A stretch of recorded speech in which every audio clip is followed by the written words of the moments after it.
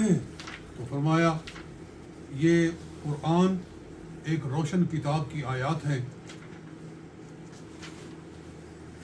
یہ قرآن ایک روشن کتاب ہے، اس کی یہ آیات ہیں۔ انا انزلناہ قرآنا عربیا، ہم نے عربی قرآن نازل فرمایا ہے، لعلکم تعقلون، تاکہ تم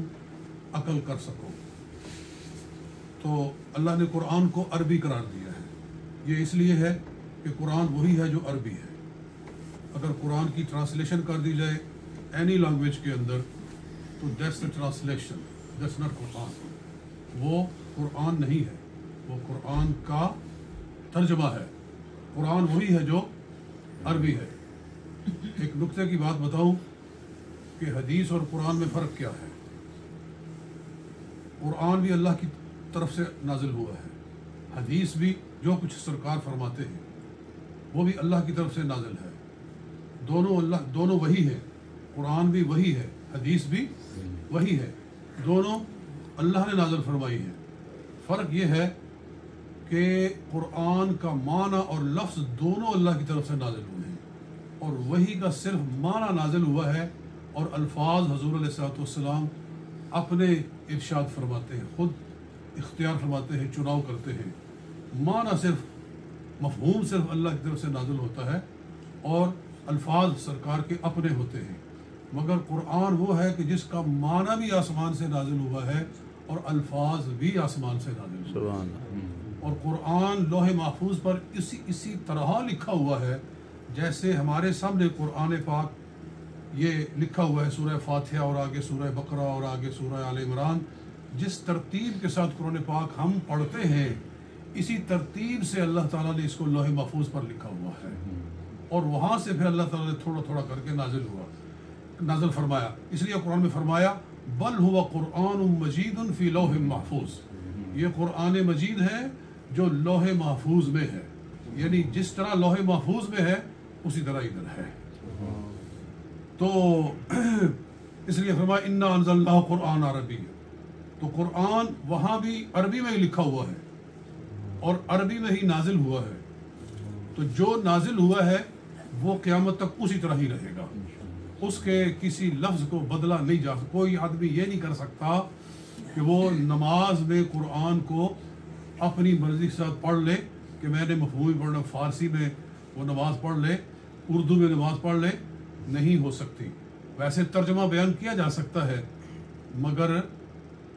وہ ترجمہ ہوگا، جب قرآن پڑھا جائے گا تو وہ عربی میں ہوگا۔ یہ اس لیے کیا گیا ہے تاکہ قرآن محفوظ رہے۔ پہلی کتابیں جو تھیں ان میں ایک زبان کی پابندی نہ رکھی گئی، تو لوگوں نے ترجمے کیے، ترجمے سے ترجمہ، ترجمے سے ترجمہ، ایک زبان سے دوسری، دوسری سے تیسری میں وہ چینج ہوتی گئی، اور لوگ ان میں اپنے خیالات ڈالتے گئے اور ان کو کیا سے کیا بنا دیا، لہذا تحریفات ہو گئی، معنی بدل گئے۔ مگر اللہ تعالیٰ نے کرم فرمایا ہے کہ قرآن پاک کی زبان کو، اس کے الفاظ کو بدلنے نہیں دیا ہے، لہذا قرآن ہر طرح کے تغیر سے محفوظ ہے، اور آج بھی اسی طرح پڑھا جا رہا ہے جیسے کہ 14.5 صدیاں پہلے رسول پاک صلی اللہ علیہ وسلم نے پڑھا تھا۔ اس لیے انا انزلناہ قرآن عربیا، ہم نے عربی قرآن اتارا ہے، لعلکم تعقلون، تاکہ تم عقل کرو۔ نحن نقص علیک احسن القصص، ہم تمہیں بہترین قصہ سنانے لگے ہیں۔ اللہ تعالیٰ نے کسی بھی واقعہ کے بارے میں یہ انداز نہیں اپنایا جو اس واقعہ کے لیے یوسف علیہ السلام کا واقعہ بیان کرنے سے پہلے فرمایا کہ ہم تمہیں سب سے خوبصورت قصہ بیان کرتے ہیں، بما اوحینا الیک ھذا القرآن، جیسے کہ ہم نے آپ کی طرف یہ قرآن نازل فرمایا ہے۔ وَإِن كُنْتَ مِن قَبْلِهِ لَمِنَ الْغَافِلِينَ، اے میرے محبوب صلی اللہ علیہ وسلم، اس سے پہلے آپ کو ان چیزوں کی کوئی خبر نہ تھی۔ یہ آپ کی نبوت کی، آپ کی رسالت کی ایک اعلیٰ دلیل ہے کہ یہ واقعہ، یہ اس طرح کے واقعات جو انبیاء کرام کے حضور علیہ الصلوۃ والسلام نے بیان فرمائے ہیں اور قرآن بیان کرتا ہے، یہ آپ کو کس نے بتائے ہیں؟ آپ تو کہیں تشریف نہیں لے گئے، کسی اسکول میں نہیں پڑھے، کسی مدرسے میں نہیں پڑھے، اور آپ نے صرف 2 دفعہ سفر کیا،